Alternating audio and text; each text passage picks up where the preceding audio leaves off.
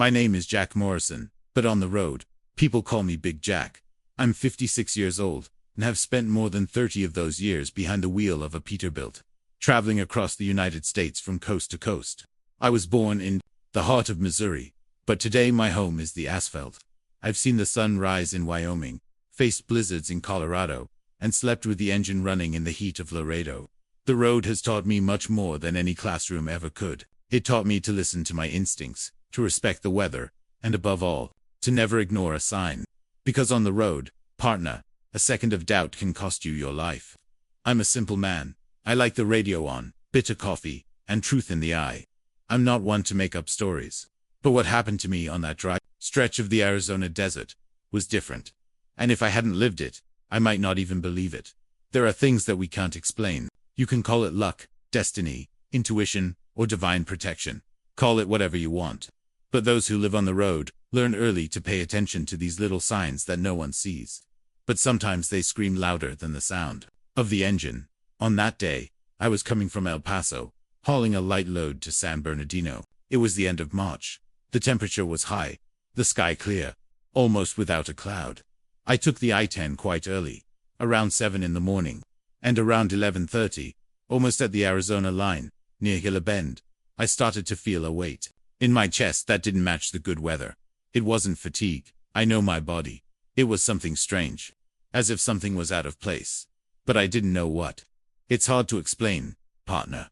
But those who live on the road have this, an internal sensor that lights up every once in a while. And that morning, it not only lit up, it almost screamed. The road was empty, desert on both sides, that arid landscape, with tall cacti, and the ground cracked from the heat.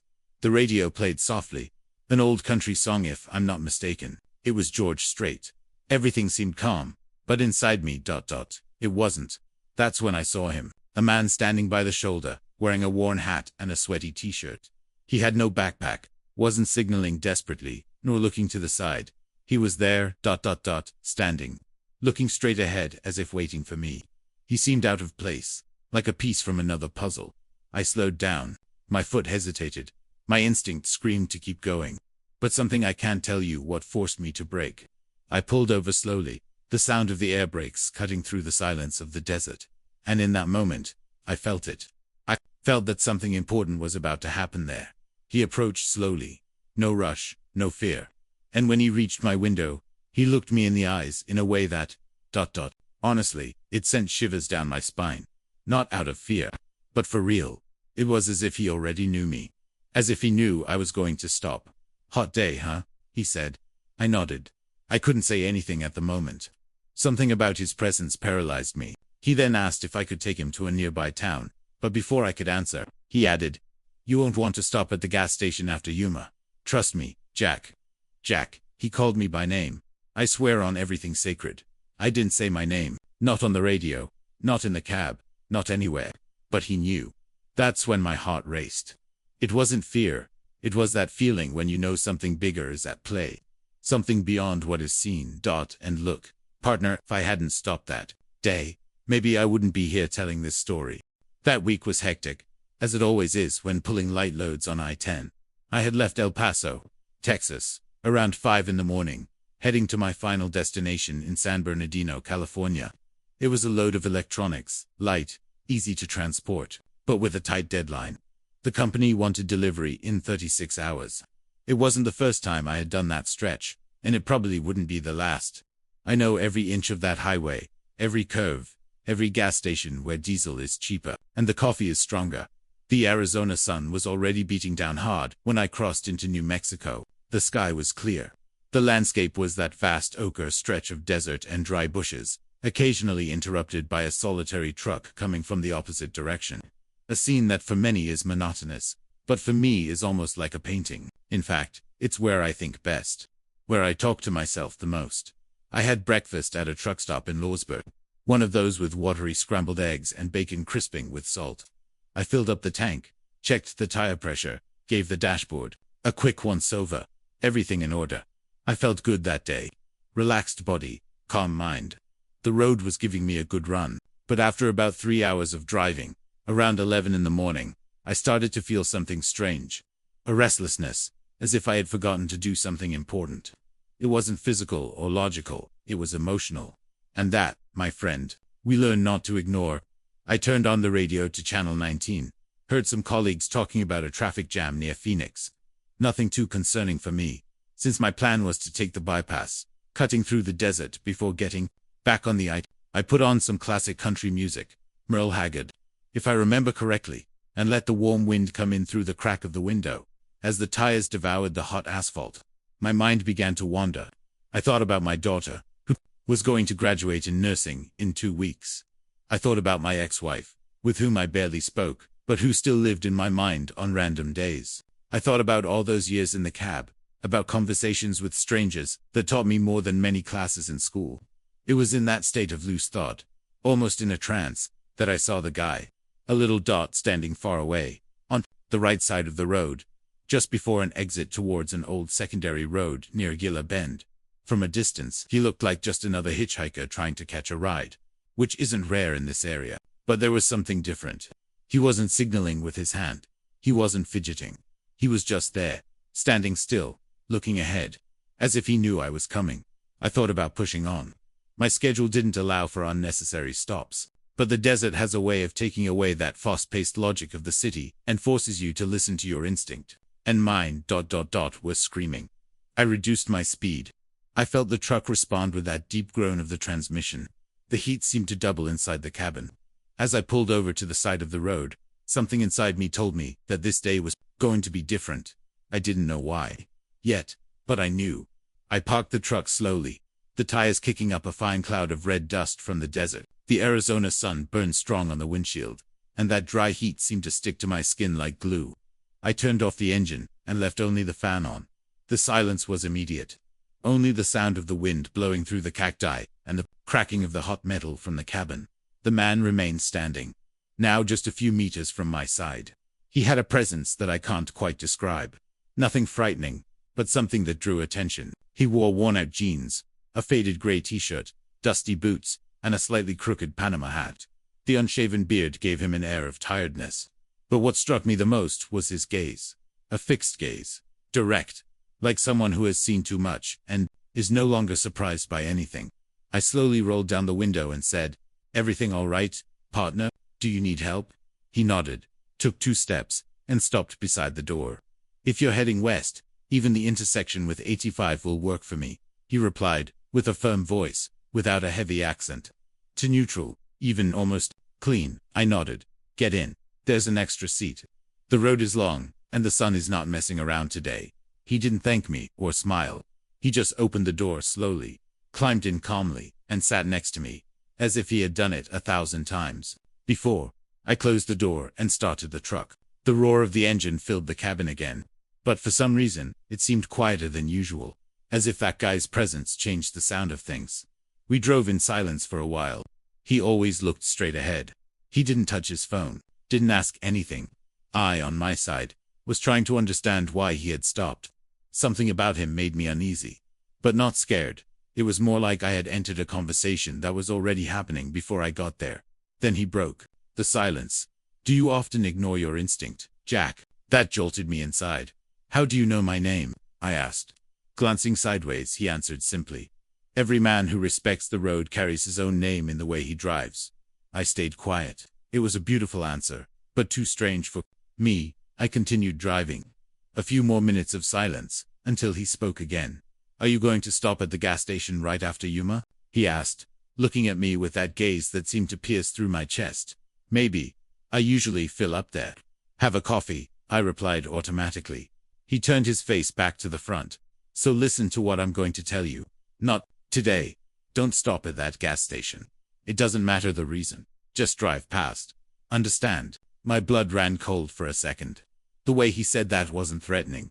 It was definitive. Like it wasn't a suggestion. Like he knew something I didn't. "And why?" I asked, trying to keep calm. He took a deep breath. "Because not everything that seems routine is safe. Sometimes danger wears the clothes of habit." That kept hammering in my head. I, who had already taken that route dozens of times, who knew the gas station he mentioned, was now there, doubting myself. And that's how the strangest journey of my life began. The truck was moving steadily on the hot asphalt, but my mind was elsewhere. What that man had told me was not just strange, it was too precise. He knew the name of the gas station where I planned to stop, the approximate time, even my name in some way. All of this started to create a silent tension in the cabin, the kind that weighs more than the heat of the desert. I glanced at him out of the corner of my eye. He was still there, calm, looking at the road as if he hadn't said anything unusual. He seemed like an ordinary passenger. But he wasn't, and I knew that. The way he spoke, how he looked, how he predicted. During my life on the road, I have heard stories of all kinds. People who saw things, people who dreamed of an accident before it happened, premonitions that saved colleagues from tragedy. And although I had never gone through anything like that, I learned to respect the unexplainable. Even so, my mind stubbornly sought logic. Why didn't he want me to stop at the gas station? Could it be a robbery? An ambush? But he was there with me, in the truck. If he were a criminal, it wouldn't make sense for him to warn me. Nothing made sense. I tried to strike up a conversation, as if I didn't care. And where are you coming from? He smiled for the first time. A calm, almost sad smile. From nowhere, and going everywhere, he replied. I let out a short, awkward laugh. Is that the talk of a wanderer, or a poet? He simply answered. From someone who has seen a lot of roads and understood that the destination is just detail. That conversation was stirring something in me. I, who had always been a person of few words and practical mind, was beginning to get lost in reflections. This was new to me, uncomfortable, but intriguing. I paused for a moment and looked at the truck's dashboard. The fuel gauge was already around 15%. Normally, I would refuel in Yuma. As always, it was a safe, familiar place, with a convenience store, clean restroom, and decent coffee. A place I trusted. But now I hesitated. Do you know something I don't? I asked, staring at the man. He continued to look straight ahead. I only know that sometimes, what seems right isn't safe. And that your life is worth more than any routine. That sentence caught me off guard. Because he wasn't threatening me, nor trying to scare me. He was looking out for me. In a strange way, of course, but still, it felt genuine. I looked at the dashboard again. The distance to Yuma was about 40 minutes. With that fuel, it would be enough. And even if I drove straight through, the next gas station was about 50 miles ahead, already on Interstate 8. Risky, but possible. The doubt now was whether I trusted the warning, or followed the plan. The radio crackled back to life with voices from other truck drivers. Someone mentioned a checkpoint happening near the station in Yuma, which could cause delays. Coincidence? I took a deep breath. The road has that. Sometimes it's you against time. Other times, it's you against your own stubbornness. And at that moment, no matter how absurd it seemed, a part of me said, trust the stranger. The sun beat down mercilessly on the road. The air conditioning in the cab could no longer cope with the dry heat of the desert. And even so, what bothered me most was not the sweat on my forehead. It was the weight of that decision. There were about 20 minutes left to Yuma when I started to slow down. My natural reflex was to pull over, to follow the routine. Fill up the tank, grab a coffee, stretch my legs. It was what I had been doing for years. It was what made sense. But that day, everything felt out of place. I looked again at the man sitting next to me. The same calm expression, upright posture, hands resting in his lap, as if he were meditating. He hadn't said anything else since that warning. No demands, no arguments. And maybe that was what weighed most heavily in my decision. If he had been insisting, maybe I would have told him to shut up and gone my own way. But no, he just gave me the choice, and that made me confront my thoughts. I started thinking about my family, my wife, Carolyn, waiting for me back in El Paso, my 2 grown children, each following their own life, but still worried about their old dad, traveling around the country. I thought about how many times I had ignored my instincts because I thought I knew too much. The radio crackled softly with an old country song, one of those that talk about the road, choices, and regrets. It was as if each verse of that song pushed my mind deeper into the abyss of doubt. I glanced again at the dashboard. 13% fuel. Yuma was right there. If I passed straight through, I would have to drive more than 80 kilometers to the next stop. It wasn't impossible, but it wasn't ideal either. I knew that stretch of road. I knew it was somewhat deserted. Few truck drivers usually stopped there. And yet, I eased off the throttle. I saw the sign indicating the exit for the gas station. In Yuma, it was now. So, I asked, without taking my eyes off the road. The man slowly turned his face toward me, and only replied, "The choice is yours, Jack. It always has been." That was the last thing he said. I let out a deep sigh. My fingers tightened on the steering wheel. My heart was racing. And then, as if tearing an old manual in half, I changed lanes and drove straight on. No horn. No immediate relief. Just the sound of the tires rolling on the hot pavement, and my mind racing 1,000 miles an hour. I felt a strange weight lift from my shoulders, as if I had dodged something, even without knowing what. For a good few kilometers, no one said anything. The radio played softly, the truck maintained its speed, and the man beside me simply observed. I looked in the rear view mirror and saw the station fading away. Everything seemed normal. Trucks fueling up, drivers walking with their coffee bottles. But I knew, deep down, that decision, simple and silent, could have changed everything. I kept driving. The next stop would be risky, but I had water, cookies, and enough fuel if I maintained the average. 20 more minutes on the road, and the stranger spoke, almost as if commenting on the weather. "You made the right choice." I turned to him, trying to understand why. What was going to happen there? He looked at the horizon and answered without emotion. "Sometimes, what you avoid is not an accident. It's a trap, a meeting, a moment that changes everything. The kind of thing that only you can prevent. If you're attentive," I returned. To focus on the road, it didn't make sense. But at the same time, it did. And at that moment, I knew, trusting my instinct had saved my day, maybe even my life.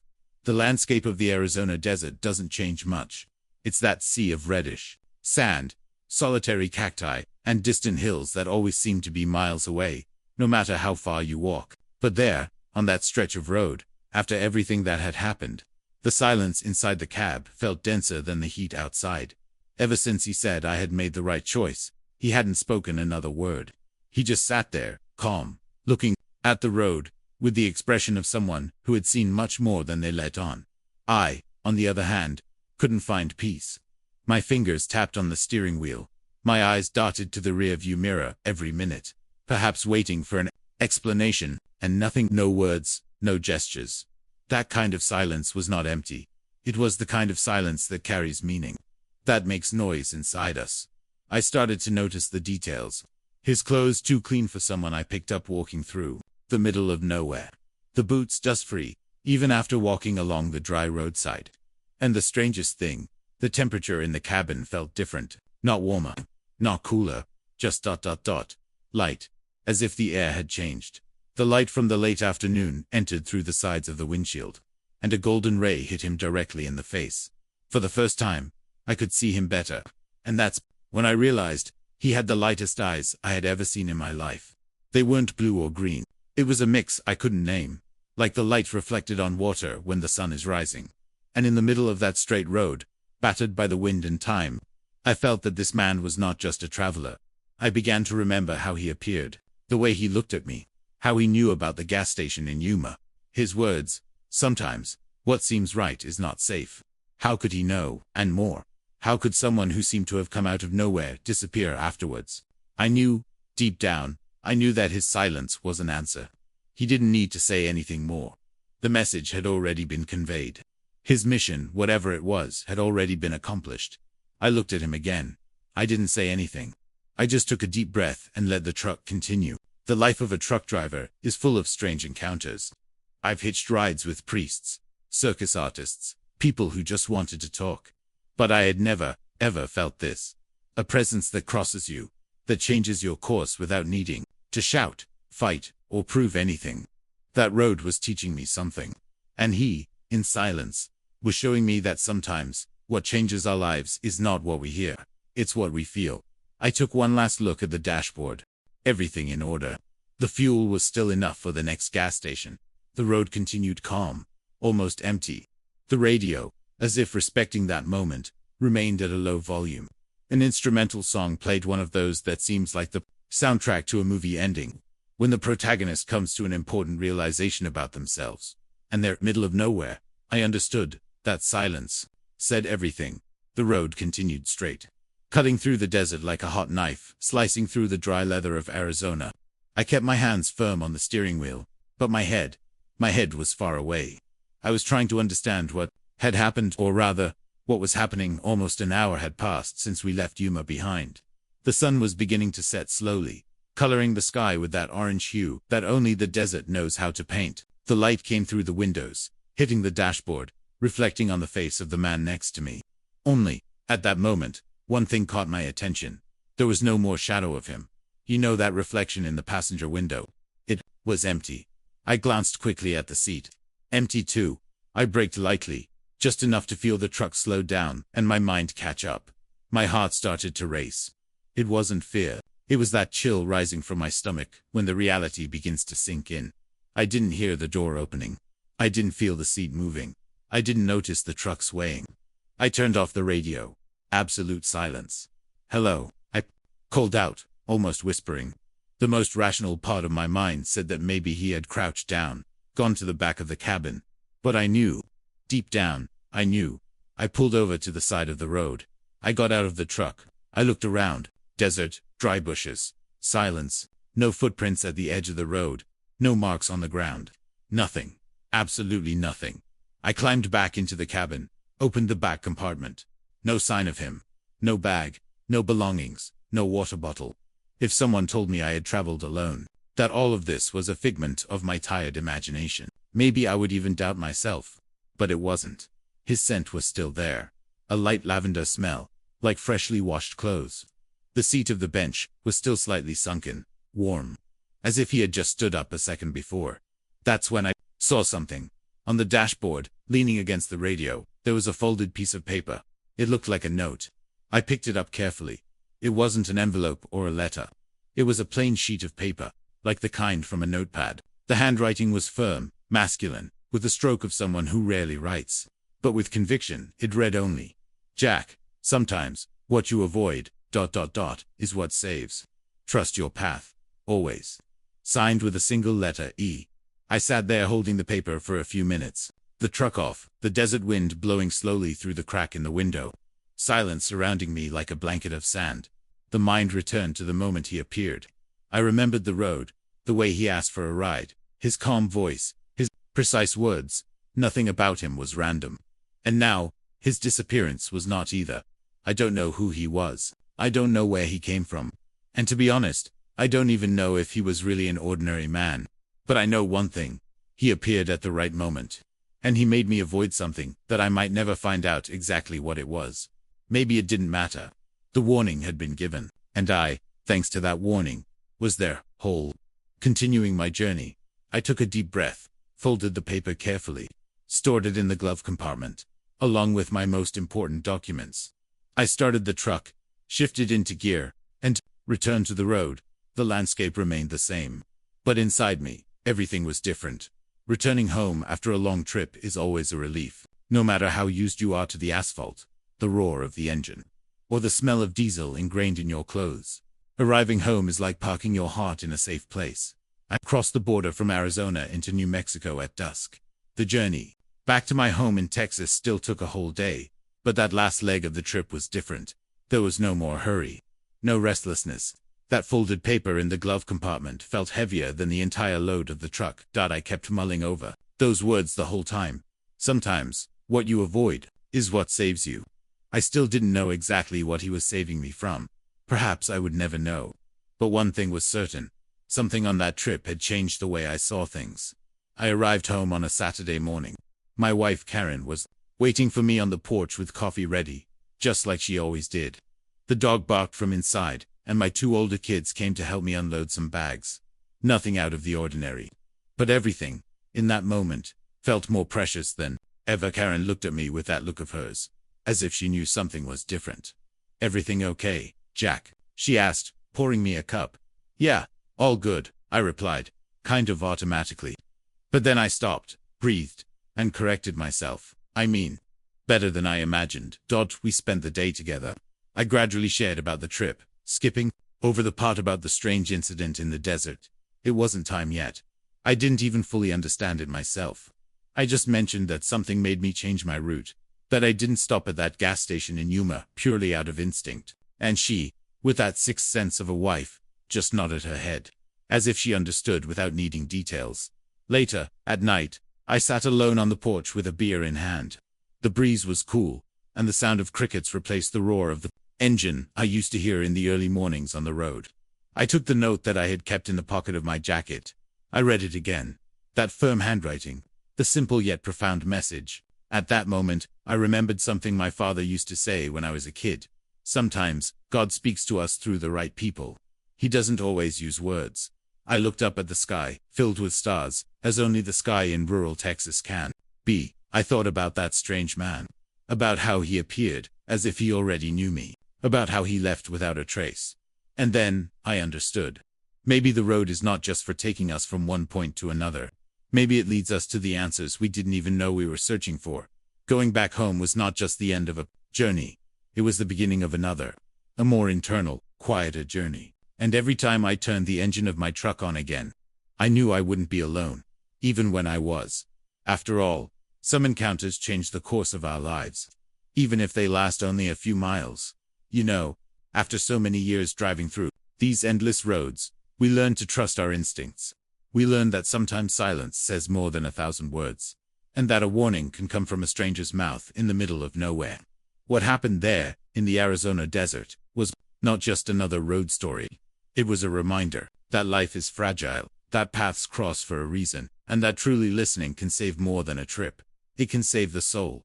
Today, every time I pass by a deserted curve, I remember that man, the note, the choice I made.